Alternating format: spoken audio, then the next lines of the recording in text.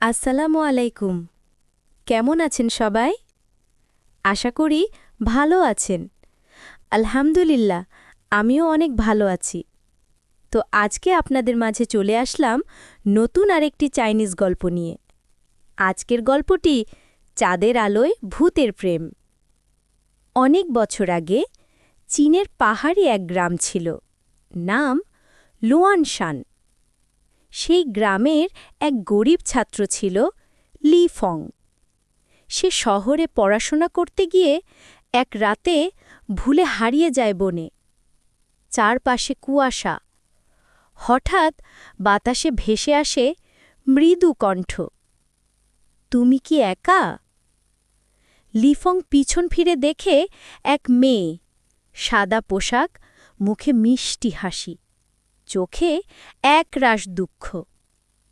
মেয়েটির নাম বলে, আমি মেইলান। ওরা প্রতিদিন রাতে দেখা করতে শুরু করে। লিফং বুঝতে পারে সে মেইলানকে ভালোবেসে ফেলেছে।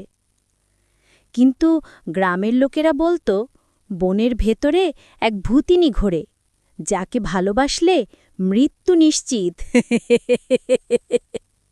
একদিন লিফং সাহস করে মেইলানকে জিজ্ঞেস করল, তুমি মানুষ তো?